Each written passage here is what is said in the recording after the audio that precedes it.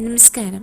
അച്ഛൻ്റെയും രണ്ടാനമ്മയുടെയും ക്രൂരത സഹിക്കാൻ വയ്യാതെ രണ്ടുപേർക്കും എട്ടിൻ്റെ പണി കൊടുത്ത ഒരു കൊച്ചു മെഡിക്കയുടെ വാർത്തയാണ് സമൂഹ മാധ്യമങ്ങളിൽ വൈറലായി മാറിക്കൊണ്ടിരിക്കുന്നത്. 6ാം ക്ലാസ്സുകാരിയെ സോഷ്യൽ മീഡിയ നെഞ്ചേറ്റി അഭിനന്ദിച്ച ആ സംഭവം ഇങ്ങനെ: 2 വർഷങ്ങൾക്ക് മുൻപായിരുന്നു അവളുടെ അമ്മ മരണത്തിന് കീഴടങ്ങിയത്. അമ്മ മരിച്ചതിന് പിന്നാലെ അച്ഛൻ വീണ്ടും വിവാഹിതനായി. അച്ഛൻ വിവാഹം കഴിച്ചുകൊണ്ടുവന്ന സ്ത്രീയാവട്ടെ അവസരം കിട്ടുമ്പോഴെല്ലാം കുത്തുവാക്കുകൾ കൊണ്ടും ദേഹോപദ്രവം ഏൽപ്പിച്ചും ആ 11 വയസ്സുകാരിയെ വീട്ടിൽ നിന്നും ഇറക്കിവിടാൻ പരിശ്രമിച്ചുകൊണ്ടേയിരുന്നു. ഇല്ലാത്ത പല കാര്യങ്ങൾ പറഞ്ഞും അച്ഛനും പൂർണ്ണമായി മകളെ വെറുത്തതോടെ ആ 11കാരിക്ക് ആ വീട്ടിൽ ഒരു വിലയുമില്ലെന്നായി. ഒരു നേരത്തെ ഭക്ഷണം പോലും നൽകാതിരിക്കുകയും വീട്ടിൽ നിന്ന് ഇറക്കിവിടുകയും ചെയ്തു. പിന്നീടുള്ള അവളുടെ ജീവിതം അവളുടെ അമ്മാവന്റെ കൂടിയായി.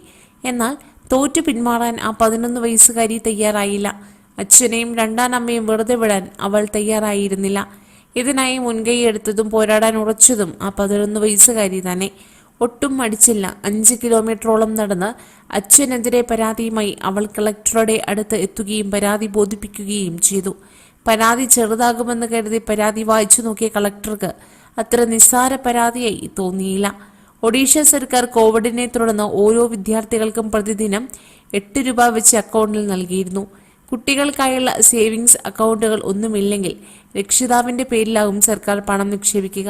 മാത്രമല്ല, ഉച്ചഭക്ഷണ പദ്ധതി പ്രകാരം 150 ഗ്രാം അരിയും ലഭിക്കുന്ന പദ്ധതിയും ഒപ്പം ലഭിക്കുന്ന ഭക്ഷ്യധാന്യങ്ങളും എല്ലാം അച്ഛനും അമ്മയും കൈക്കലാക്കിയെന്നും വീട്ടിൽ നിന്ന് ഇറക്കിവിടുകയും ചെയ്തു എന്ന പരാതിയാണ് 11 വയസ്സുകാരി നൽകിയത്.